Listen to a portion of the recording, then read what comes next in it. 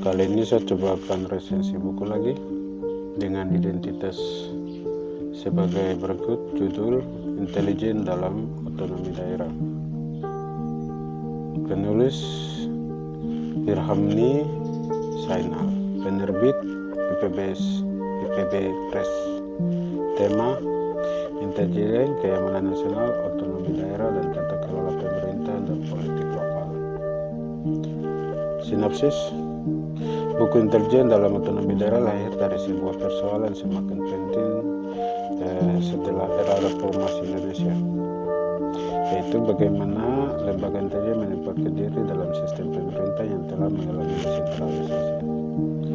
Jika pada masa Orde Baru aktivitas intelijen lebih banyak diarahkan untuk menopang stabilitas negara yang sangat tersentralisasi, maka setelah otonomi daerah muncul dinamika baru. Kekuasaan tersebar ke pemerintahan daerah, konflik lokal meningkat, muncul elit politik baru, serta berbagai kepentingan ancaman militer juga dan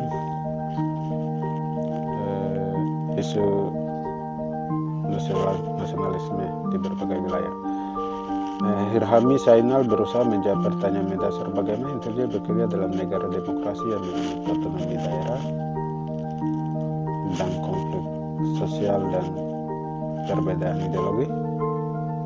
Buku ini tidak semata membahas teknik penyelidikan atau operasi rahasia, melainkan menempatkan intelijen sebagai bagian dari sistem tata kelola pemerintah yang demokratis. Latar belakang penulisan buku: sejak diberlakukannya Undang-Undang Otonomi Daerah pada tahun 1999, Indonesia mengalami perubahan besar. Beberapa konsekuensi yang muncul antara lain adalah: 1. Meningkatnya konflik horizontal, perebutan sumber daya alam. 2. Korupsi kepala daerah. 4. Politik identitas. 5. Konflik batas wilayah. 6. Gerakan separatis. 5. Radikalisme. 8. Kriminalitas transnasional. Semua dinamika tersebut membutuhkan sistem deteksi dini. Di sini intelijen menjadi penting, namun pertanyaan berikutnya adalah bagaimana intelijen bekerja tanpa melanggar demokrasi. Inilah inti pembahasan buku. Gagasan pokok buku. Penulis menawarkan beberapa tesis utama. Yang 1. Otonomi daerah mengubah lanskap keamanan nasional. Kini daerah memiliki 1. Kewenangan politik, 2. Anggaran besar, 3. Kebijakan pembangunan, 4. Pengelolaan konflik lokal. Akibatnya ancaman keamanan pun berubah. Intelijen tidak bisa lagi hanya berpikir nasional. Ia harus memahami dinamika lokal. 2. Intelijen bukan hanya urusan militer. Buku ini menjelaskan bahwa intelijen modern mencakup berbagai bidang, misalnya intelijen ekonomi, intelijen sosial, intelijen politik, intelijen budaya dan adat, intelijen lingkungan, dan intelijen teknologi. Karena ancaman saat ini tidak selalu berbentuk perang, seringkali ancaman muncul melalui 1. Disinformasi, 2. Konflik sosial, 3. Penyebaran kebencian, 4. Korupsi, 5. Investasi ilegal, 6. Eksploitasi sumber daya alam, dan ketiga adalah ketujuh politik integrasi. 3. Pencegahan lebih penting daripada penindakan. Salah satu prinsip intelijen adalah mengetahui lebih awal. Karena itu intelijen harus mampu membaca gejala, memprediksi konflik.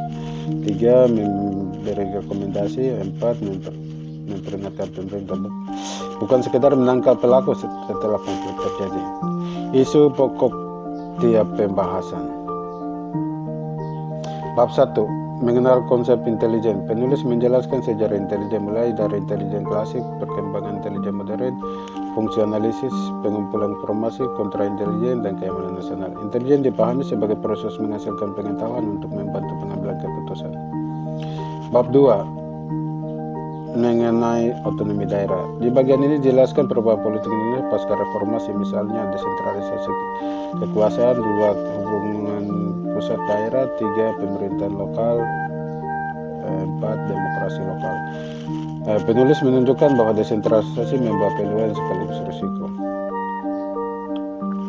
Bab 3 mengenai ancaman lokal. Ancaman yang dibahas antara lain Bab 3 mengenai ancaman lokal. Ancaman yang dibahas antara lain konflik sosial. 1.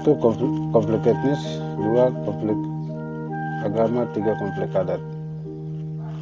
Politik lokal, 1. Pilkada, 2. Politik uang, 3. Elit lokal. Kejahatan, 1. Penyelundupan, 2. Narkotika, perdagangan manusia, dan 4. Integritas.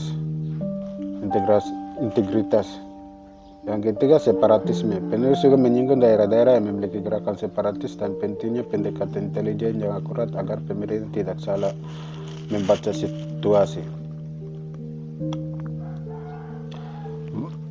Bab 4 mengenai koordinasi intelijen. Penulis mengkritik lemahnya koordinasi intensif, misalnya antara pemerintah daerah, kepolisian, TNI, BIN, kementerian. Padahal ancaman modern memerlukan pertukaran informasi secara tepat. Konsep-konsep penting dalam buku ini. 1. Early warning system. Sistem peringatan dini. Intelijen harus mengetahui gejala sebelum menjadi konflik. 2. Situational awareness. Memahami keadaan secara menyeluruh, tidak hanya mengumpulkan informasi tetapi juga memahami maknanya. 3. Decision support. Intelijen tidak mengambil keputusan, ia menyediakan informasi agar mengambil kebijakan dapat memutuskan dengan tepat. 4. Human intelligence. Informasi dari manusia masih menjadi sumber utama intelijen daerah. 5. Open source intelligence. Pengumpulan informasi dari media internet, media sosial, laporan publik atau informan, dan semakin penting juga 5. Semakin penting di era digital. Pendekatan penulis. Pendekatan buku ini bersifat 1. Administrasi publik, keamanan nasional, 3. Ilmu politik dan tata kelola pemerintahan. Kelebihan buku ini, tema sangat relevan, hubungan intelijen dan otonomi daerah masih jarang dibahas. 2. Menghubungkan keamanan dan pemerintahan. Pembaca memahami bahwa keamanan bukan hanya tugas aparat, pemerintah daerah juga memiliki peran penting. 3. Menjelaskan ancaman non-militer seperti korupsi, konflik horizontal, ekonomi, lingkungan, dan separatisme.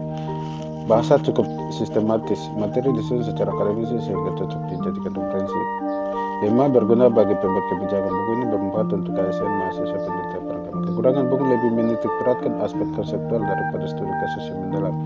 2. Pembahasan mengenai perkembangan intelijen cyber, media sosial masih terbatas dibandingkan dengan tatanan era digital saat ini. 3. Perspektif masyarakat sipil terhadap pengawas intelijen belum dibahas secara luas. Relevan dengan buku ini memiliki relevansi yang kuat bagi Papua. Beberapa isu yang dapat dianalisis melalui kerangka buku ini adalah konflik sosial, konflik otonomi khusus, pengelolaan sumber daya alam, pembangunan daerah, hubungan pemerintah pusat dan daerah, dinamika keamanan, dan gerakan separatis di Papua. Menurut buku ini, dalam konteks Papua, pendekatan intelijen yang hanya berorientasi pada aspek keamanan semata berisiko mengabaikan akar persoalan sosial, ekonomi, budaya, politik. Buku ini mengingatkan kita untuk mempelajari intelijen yang efektif secara menghasilkan analisis komprehensif untuk gerakan intelijen yang bermain di tanah Papua. Kesimpulan, intelijen dalam otonomi daerah menunjukkan bahwa di era desentralisasi keamanan tidak lagi hanya bergantung pada kekuatan aparat, tetapi juga pada kemampuan negara memahami dinamika lokal secara akurat. Intelijen diposisikan sebagai sistem pengetahuan untuk mendeteksi dini berbagai ancaman dan mendukung pengambilan keputusan berbasis informasi. Nilai utama terletak pada upaya menghubungkan studi intelijen dengan tata kelola pemerintahan daerah. Dan meskipun pembahasan dapat diperkaya dengan studi kasus yang lebih luas, buku ini dapat menjadi rujukan penting bagi pembaca yang ingin memahami intelijen dalam konteks negara demokrasi dan pemerintahan yang terdesentralisasi. Sekian dan terima kasih.